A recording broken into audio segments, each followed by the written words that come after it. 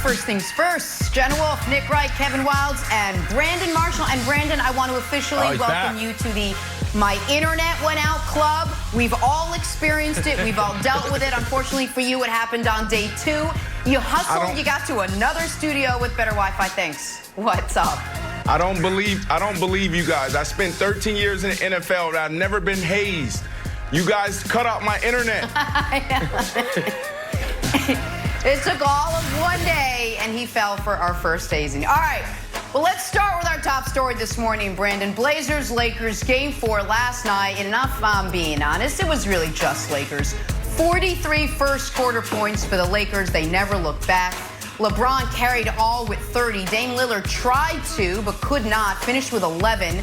He had to leave the game in the third with a knee injury, awaiting MRI results on that. So Lakers win 135-115, an easy win for them. They go up 3-1 in the series now. Brandon, let me start with you. After what you saw last night, do you think this Blazers run is essentially over? They find themselves in a 3-1 hole, a 1-3 hole rather, to the Lakers. It seems like an uphill battle for them that might be just a little too steep. Oh, man. It's official. This run is officially over. Dame time is over, and I hate to see it. What guy would you rather go for and root for outside of Dame? I mean, this guy doesn't chase rings. The last 10 years we've seen so many guys bounce from team to team chasing rings. You got Paul George on the other end. This guy comes from Weber State. He has a tremendous outing in a bubble, and now it's over. I hate to say it, Nick, but the Lakers look amazing. Yeah, of course. Yeah, they look like the Lakers. Amazingly, the Lakers didn't take the seeding games that seriously because they had the 1 seed locked up, and they came out in the first quarter of the first game of the playoffs bad, and people wanted to write them off.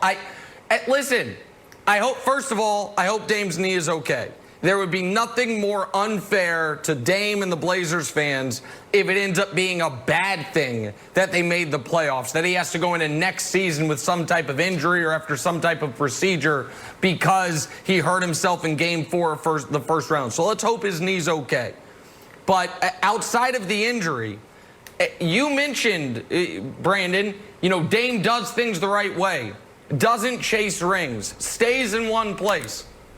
Well, yeah, but you're also kind of seeing why some guys do it a different way. Because Dame's seasons keep ending in his team either getting swept or losing in 5. Because it is really, really hard to win titles in this league. And it is impossible if you don't have a collection of great players around you, or at least one other true superstar level player around you. And while CJ's a really good player, he is not a superstar level player. And that is why this idea that the Blazers were ever going to give the Lakers real trouble, I thought was such insanity, no matter how well the Blazers looked when they were playing playoff games in the bubble and the Lakers were sleepwalking through it.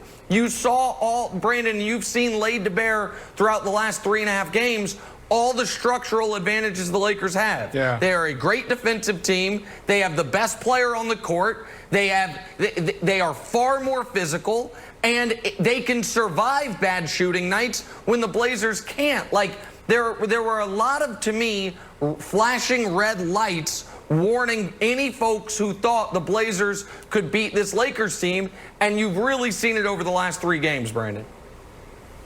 Yeah, we saw the best of the Lakers last night. I mean, it was unbelievable watching that first quarter. We talked about this yesterday on the show where it's like, is this playoff mode or is this blood in the water mode? I think this is really, let's hit our mid-season stride mode. It takes guys months to get to the point where the Lakers were last night. This restart, LeBron took advantage of this. He is the biggest beneficiary of the restart. I mean, last night was a show. AD looked tremendous.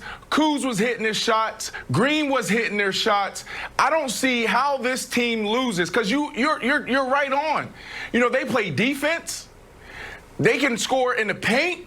They have great coaching. And you know, I don't know if they have the best player because I'm still a Luka fan and I'm not going to jump off that bandwagon. But LeBron looked amazing. Guys, do you think you got the best Trailblazers, Nick? Just be honest. Did you look at that team in that game last night in the first quarter when you're up 10-0? Were you looking around and be like, woof, these are the real bubble Blazers? Or are you looking at them like, you know what? We're playing a team that punched itself out through the first 6 rounds, and we're coming in the 7th round, and we're going to put the final nail in the coffin?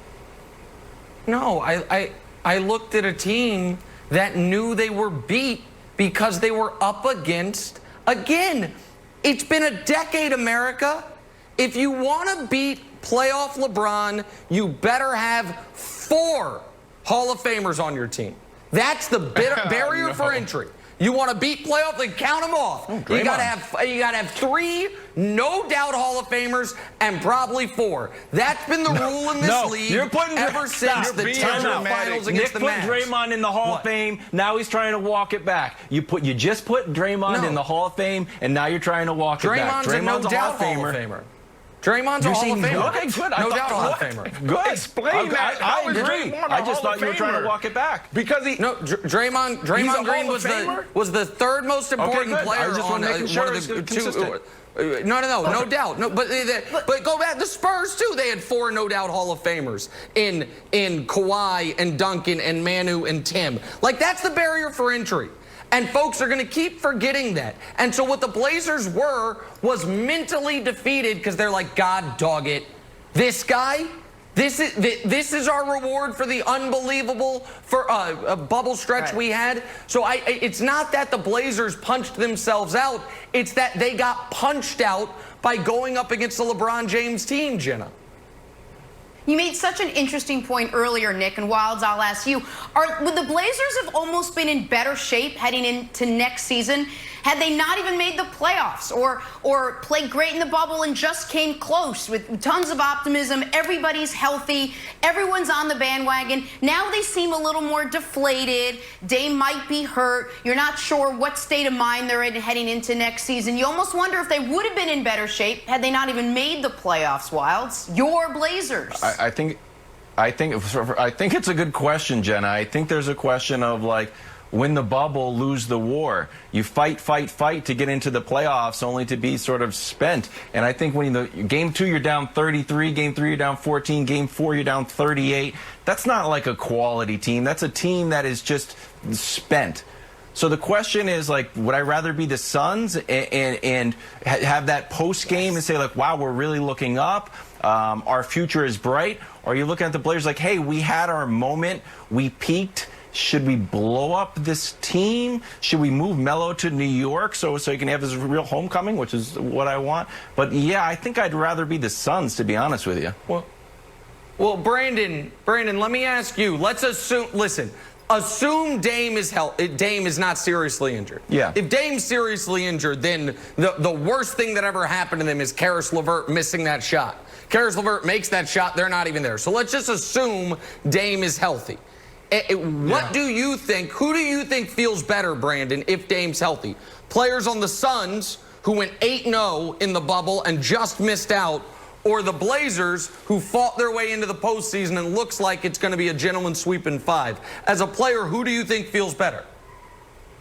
100% the Blazers. I mean, the run they've had in the bubble, and it's not over. I know they're down 3-1, and it looks like it's impossible, but they're still there in the bubble. That's what it's about. It's about winning. These guys, it comes down to a finger and now a knee. If this guy never dislocated his finger, they're in this series. Think about this run Dame had. This is a historical run that we're seeing. Come on, man. You got to stick up for your team. How are you jumping ship when this is your team? Have you met Wilds?